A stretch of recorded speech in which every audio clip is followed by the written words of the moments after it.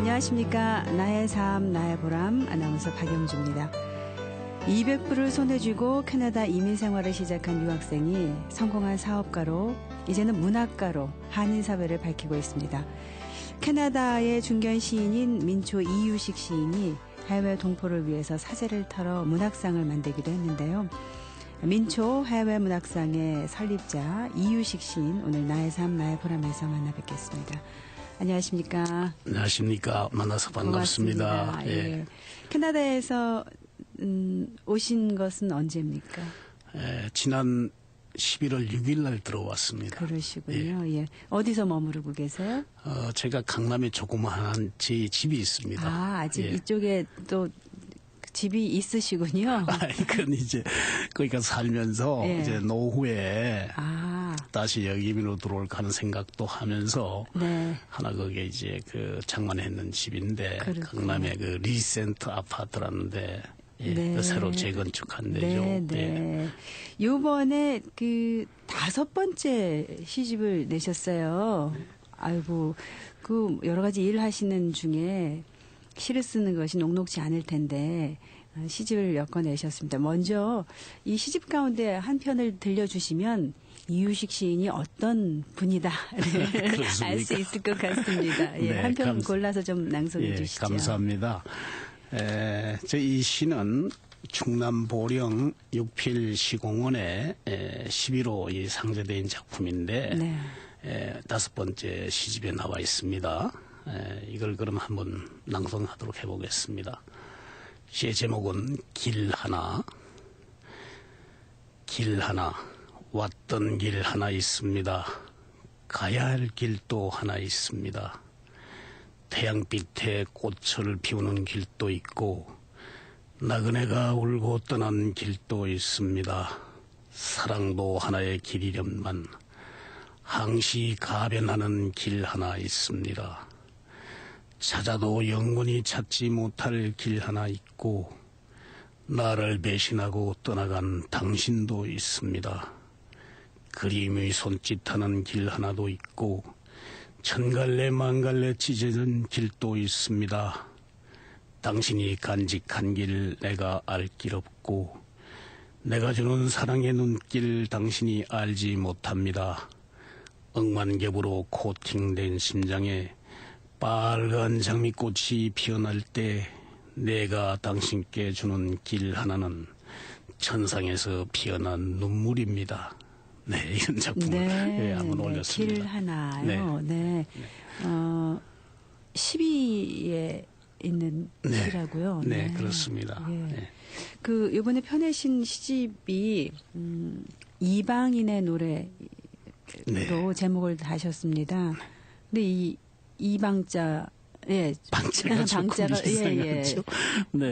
안 그래도 그 다른 친구들도 그런 이제 질문을 해오는데, 지금 사실 그 21세기는 우리 뭐 한국도 지금 세계화 그러고 제가 볼 때 디아스포라 우리들이 영원히 유랑을 하는데, 하나 이게 나라 방자를 쓰면은 너무나 그 좁고 협소한 감이 있는 것 같아서 시의 메타포를 생각을 해서 이 내놓을 방자를 썼죠. 그러고 이제 뭐 제가 캐나다에 가서 산다고 해서 남의 나라에 가 산다고 해서 그 이방이라는 게 보담도 우리도 내 고향을 떠나서 살면은 다 이방이 아닌가. 포괄적인 뜻에서 시의 메타포를 가미해서 직접 은유를 가미를 해서 그래서 그 나라 방자를 좀 써봤습니다. 그 이유식 씨는 고향이 경상북도 봉화시네요. 뜸의 산골이죠. 청정 아주 오지죠. 그렇죠. 근데 지금은 이제 도로가 그쪽으로 많이 나와서 그래도 많이 가까워졌습니다. 그렇습니다. 어제 아래 성묘를 갔었는데 참 놀랄 정도로 가까워졌죠. 참 좋아졌더라고요. 그 어린 시절 고향에서의 어떤 그 경험, 추억들이 시에 큰 자양분이 되죠? 네, 그렇습니다. 저는 이제 저 경우에는 제가 뭐 시를 써서 그런 게 아니라 참 감수성이 많은 것 같고, 주변의 친구들이 이제 그런 말들 많이 하는데, 이제 고향 그러면 항상 저는 이제 가수 조영남의 네. 옛 생각하고 그 노래를 혼자 흥얼흥얼 부르거든요. 네. 뒷동산에 올라가. 아.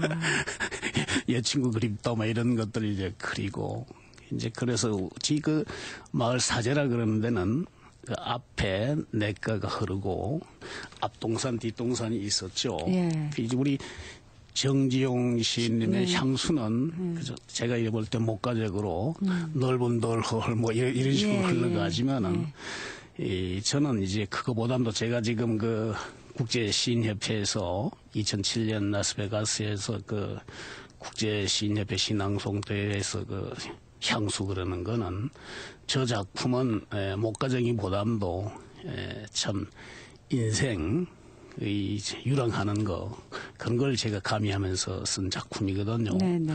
그래서 이제 고향에 대한 항상 그 눈물겹도록 그리움. 네. 그래서 한 번은 이제 제가 몇 년 전인가 한 10년 전에 우리 고은 시인님 아시죠? 네. 예, 뭐 대한민국에서 고은 시인님 모르시는 분이 없을 테고요. 고은 시인님을 초청해서 신앙송 대회를 한 번 했어요. 우리 동네에서. 네. 하면서 제가 우리 고은 시인님한테 제가 또 굉장히 가깝게 지내고 그래서 제가 근데 시인님 그 고향에 대한 정의를 어디다 두느냐 네. 네. 이런 걸 이제 한번 물어봤는데 우리 그 고은 시인님은 고향의 정리를 야, 이 동생 고향에 너무 집착하지 마라. 죽는 곳이 고향이다.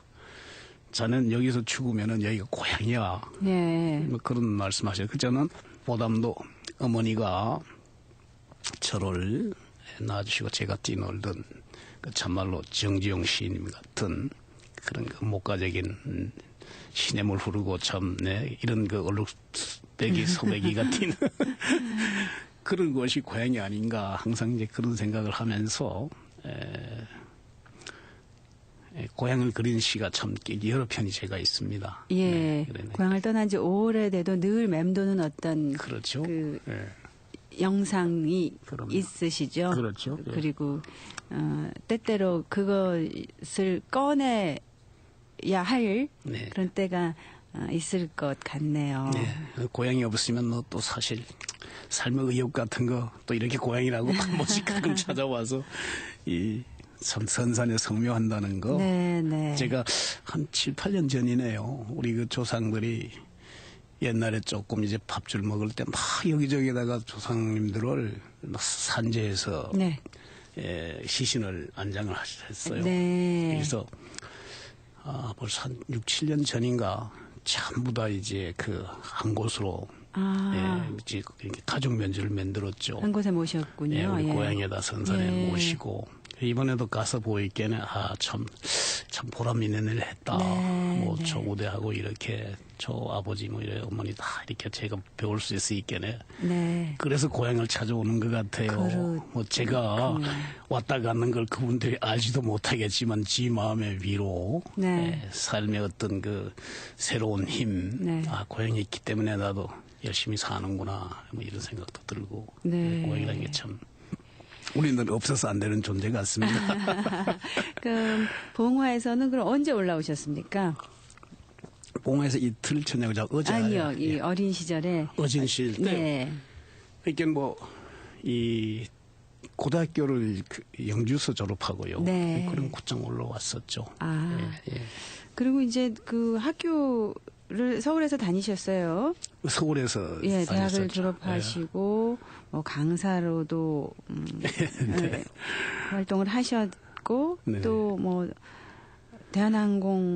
대한상공회의소 부설 네. 한국경제연구센터에서 일하시기도 했는데요. 그랬었죠. 예. 그 시절은 어떤 꿈을 갖고 계셨습니까? 그때는 사실 저는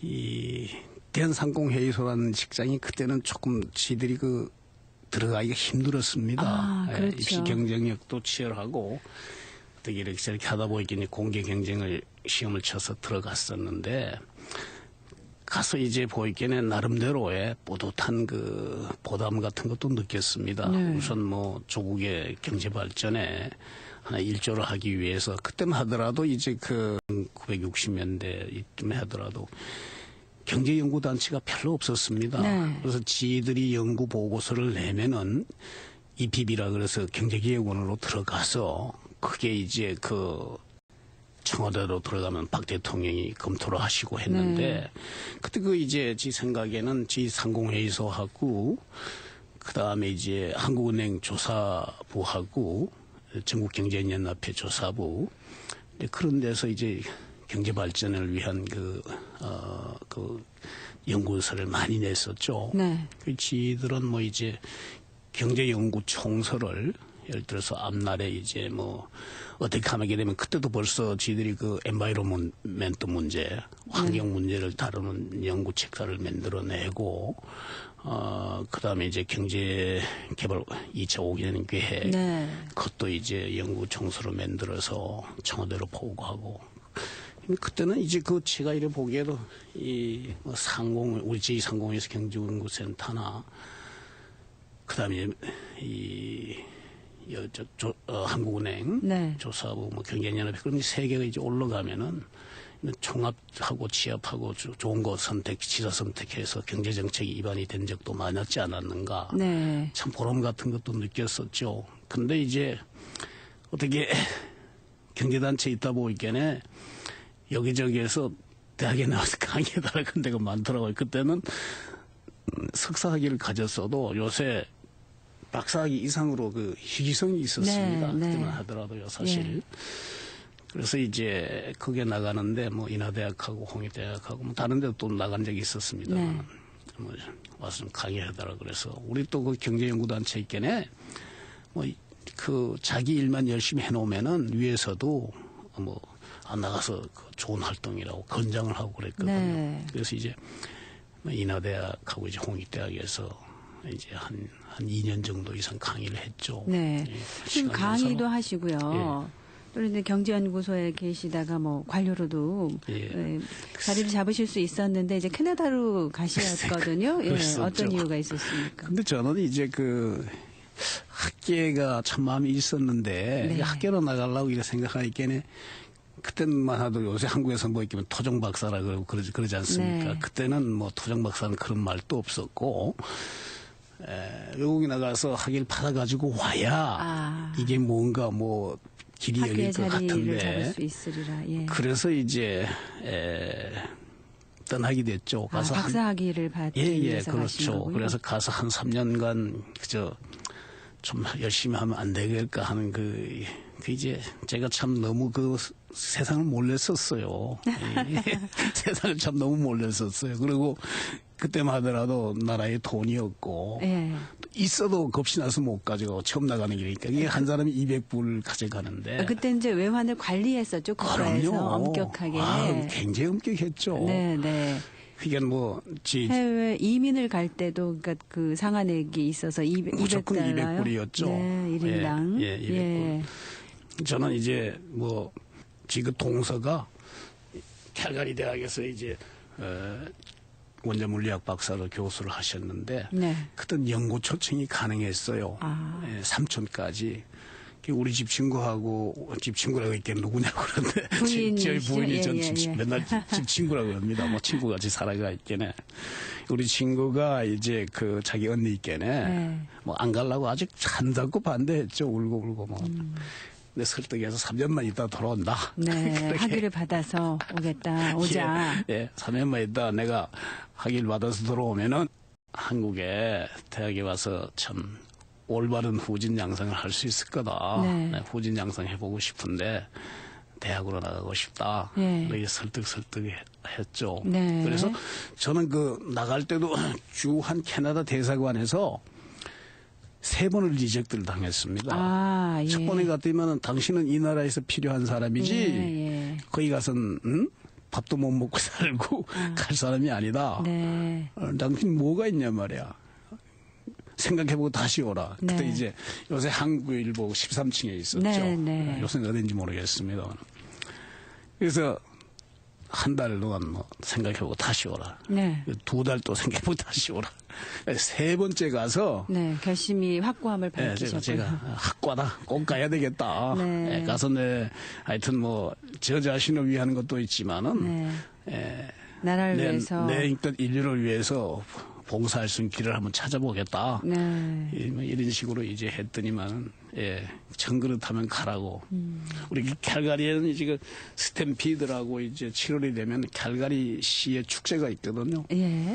거기에 대한 걸 이제 뭐 조금 묻더라고. 대한 스탬피드가 뭐냐? 뭐 이런 거. 이제 그 간단한 상식을 이제 제가 조금 이제 익혀가지고 갔었는데, 너무 스탬피드도 안 해. 뭐.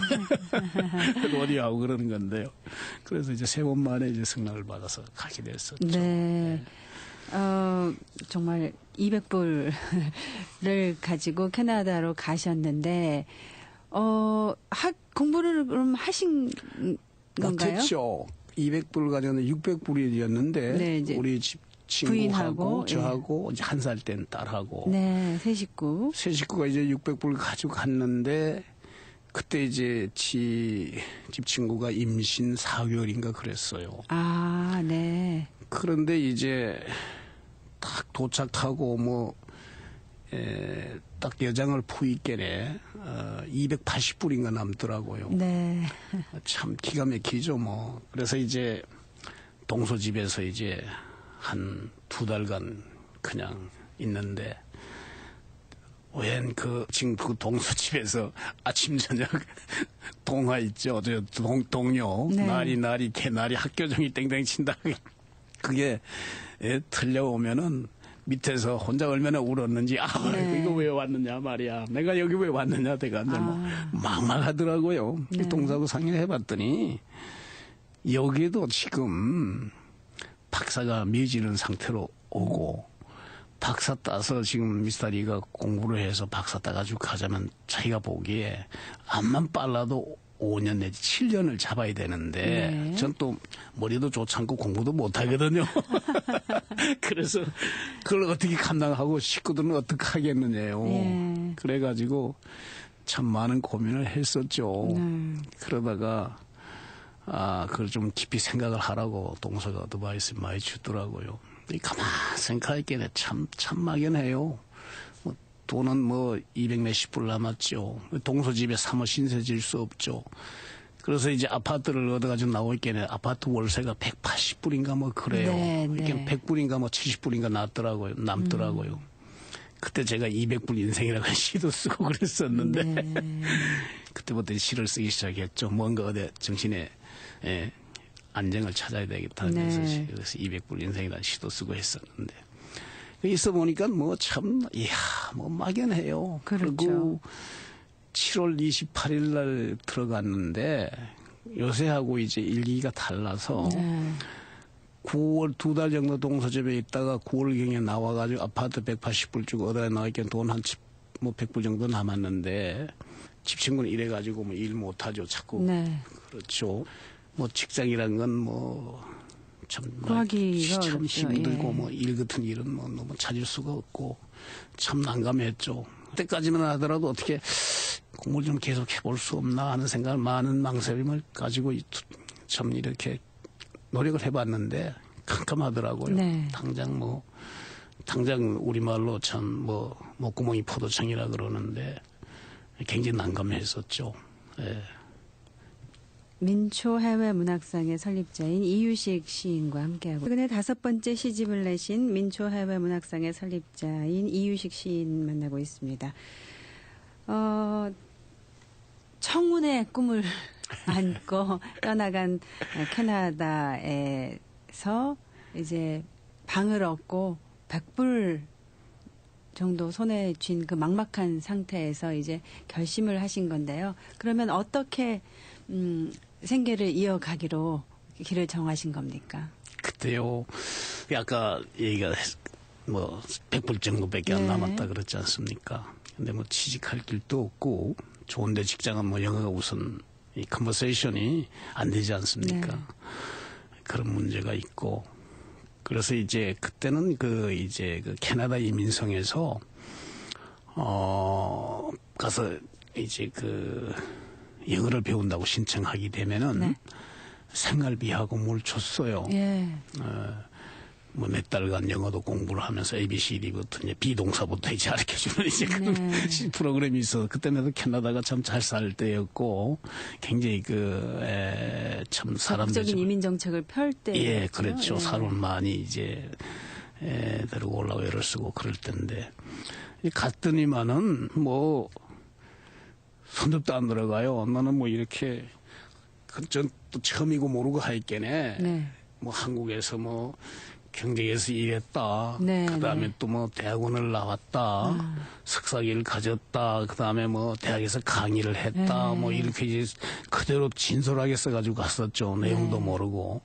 그때만 턱 보더니만은 지금도 그때 그 여자 인터뷰한 여자 그 기억이 나는데 팍스라 그런 미세스 팍스라 그런 네. 분이 여기 와서 ABC 배우면서 돈 받을 그럴 사람이 아니니까 네.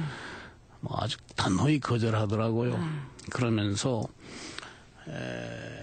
그럼 지 친구라도 좀 하자. 네. 어떻게 하자. 내 당장 생계가 없다. 믿는 그대로 이제 얘기했더니만은 너 한국에서 틀림없이 돈 가지고 왔을 텐데 거짓말한다. 이렇게 네, 몰아붙이더라고요. 사실 돈 100불 카나다 아무리 뭐 우리 한국의 정책을 얘기해도 받아주질 않아요.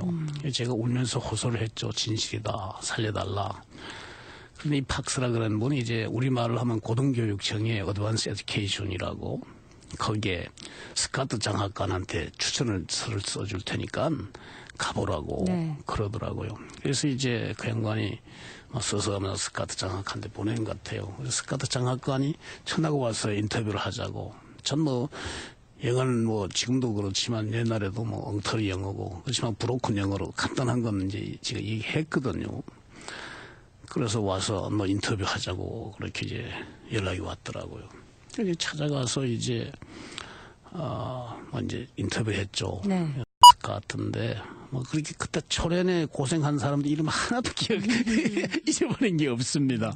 그래서 그분하고 인터뷰를 했더니만 참 안타깝다고. 저는 이제 뭐 방법이 없으니까 우선 먹고 살아야 되니까 내가 영어만 잘할 수 있으면은 좋은데 직장을 찾을 수 있고 이 나라를 위해서 기여를 할 수 있다. 근데 내가 지금 영어를 안 되기 때문에 밥자리 못 구하는 게 아니냐. 영어 좀 할게, 영어 공부 좀 해달라 하고 막 통사정을 했죠. 그렇지만은 거기 이제 마운트 로얄 칼레지라고 영어 프로그램이 있는데 거기에 자기가 추천해 주겠다고. 네. 근데 거기 이제 들어가게 되면은 아마 그때도 그렇고 지금도 그렇고 전후만 저만 거기서 장학금을 받은 연공을 안 왔는데 베이직 코스, 이제 인터미디엇 코스, 어드밴스 코스 세 코스를 겪는데 한 시메스터가 3개월 반 정도 돼요. 네. 그럼 한 1년 동안 이제 그 장학금 받으면 공부를 하는데 네. 그 풀스카라십을 줘요. 네. 가족 먹고 살 거, 예. 등록금 다 면제되고 뭐 책값 다 내주고 이게 하여튼 680불인가 나와요 정부에서.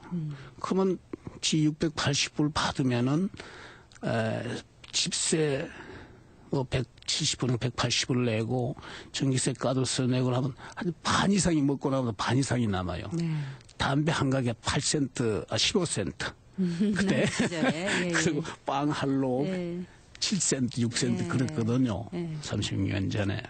그러니까 뭐 남았죠. 그래서 이제 베이직 코스 들어가서 이제 ABC부터 이제 공부를 하는데 무조건 이제 장학금을 주니까 2시까지는 학교에 있어야 돼요. 네. 못 나가게 돼 있어요. 안 받으면 이제 학교 룰이 그렇게 돼 있다가 가만해서 뭐 참 도서관에 앉아있어 뭐 참 철행한 거죠.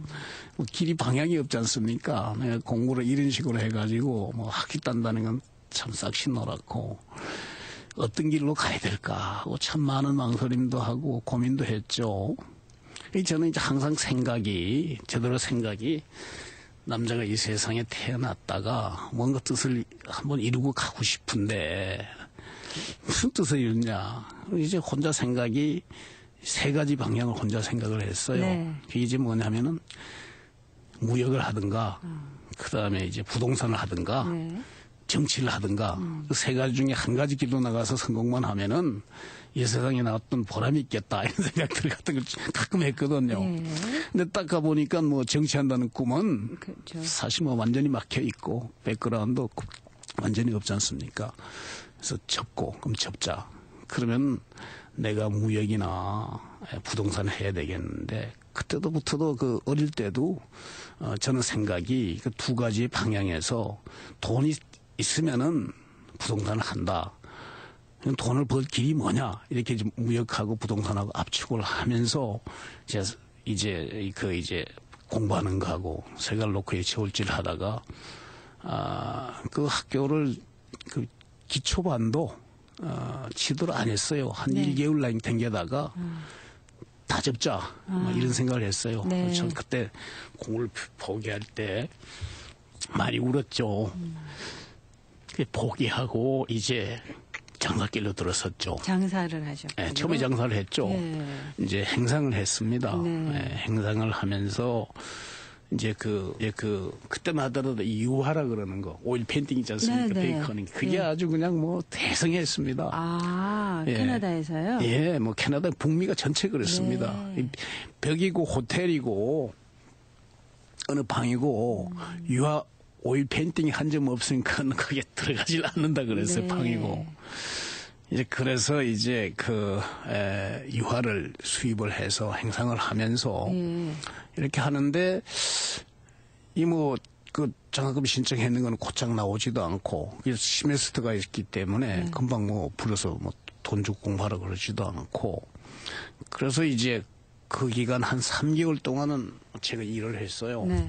이제는 철공장에 가서 이 그라인딩이라고 해가지고 쇳가루 깎는 게 있습니다. 네. 용접을 하고 나면 이제 용접똥이라고 해서 쇳똥이 묻어 나와요. 네. 그 스무스하게 그걸 깎아야 됩니다. 깎아내는, 네. 깎아내는 겁니다. 그것도 이제 그때도 벌써 이 자리 못 해가지고 밤일을 가서 했어요. 1불 80전 받고.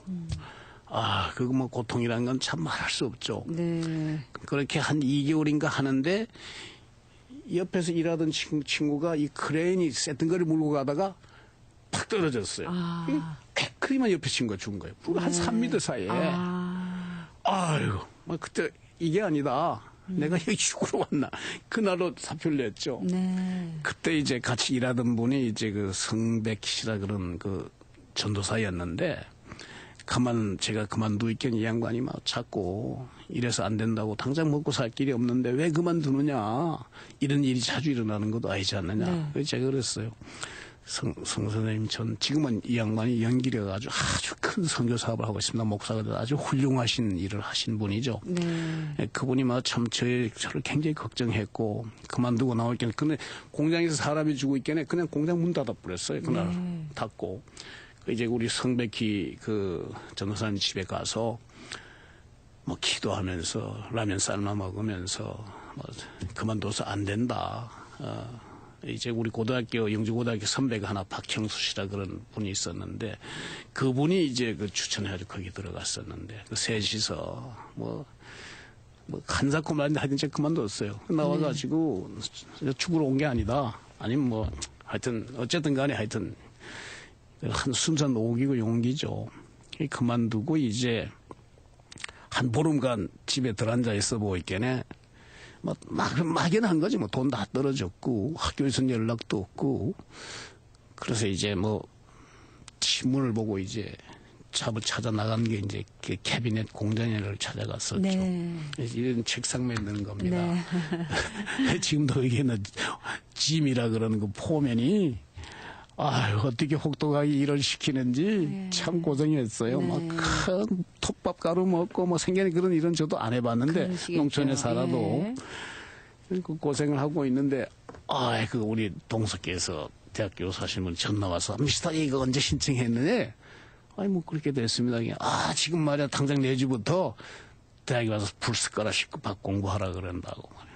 그래서 이제 그 다음 주 그날로 직장 집어치고 그 다음에 그 몬트로에 카레지에 갔었죠. 네. 가가지고 이제 공부를 시작하면서 이제 한 2주간 이제 하면서 이게 아니다. 세 가지 중에 뭔가 하나를 하자. 해야 되겠다. 그래서 이제 공부하는 거 포기하고 뭐 지 같은 사람이 박사를 해가지고 온다 그래도 여기에 뭐 자리가 정해져 있는 것도 없고 뭐 캐나다에서도 벌써 꽉 찼는데 자꾸 후지는 나오는데 우리 같은 나이에 늦다. 뭐 어차피 뭐 모든 게 늦었는데 그래서 이제 그때 장사를 행사하는 것도 시작을 했었죠. 네. 행사를 시작해서 아마 물론 이유식 시인은 또 이제 개인적으로는 그렇게 혹독한 시절을 보냈다고 회상하시는데 일찍이 해외에 나간 우리 동포들은 대개 다 그렇게 그렇죠. 어려운 시절을 보내셨겠죠. 그렇죠. 네, 다 그렇습니다. 그때 우리 같이 나온 분들은 전부가 200불 가지고 왔었고, 네, 네. 다만 이제 어떻게 그 현 생활에 자기가 잘 적응을 적응하고 하고 받아들이고 그리고 어떻게 얼마나 능력이 있었느냐. 네, 이런 게 노력을 참, 했는가. 차이가 있는 것 그 같아요. 차이가 있었겠죠. 네, 네. 그 당시에 그 어려움 속에서 그 처음에 이제 시를 간간히 쓰셨다고 하셨는데요. 네. 그 사실 그런 힘든 경험이 오히려 시를 만들어내는 추동력이 되는 것 아닙니까?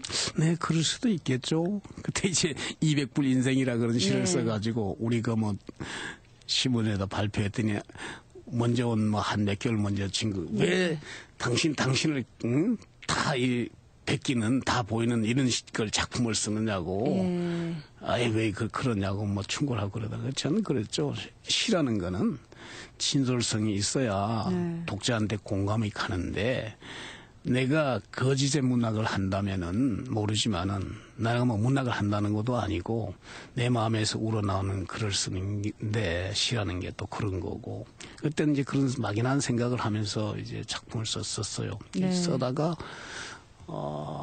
이제 칼가리 지역에서 뭐 칼가리 지역 한인 회장을 하라 그래서 이제 또 하고 뭐 돌아가면서 한 번씩 하는 게 없다 이제 했는데 하고 나니까는 이제 그때는 이제 그 캐나다 총연합회라는 게 없었어요. 네. 캐나다 총연합회라는 건 지금도 뭐 미주 총연합회 그러고 그때 미주 총연합회에서 같이 일하시던 분들 여기 한국 들어와서 모국 정치에 깊이 성공한 분들 몇 분 있죠. 제가 성공하면 안 되겠습니다. 네, 아주 네. 가찰게 지낸 분들 옛날에. 그런데 캐나다 총연합회가 없었는데 영국에서 그 엘리자베스 여왕이 이제 방문을 하는데 소수민족을 대표로 한 분씩 오타와에 초청해서 파티를 해요. 네.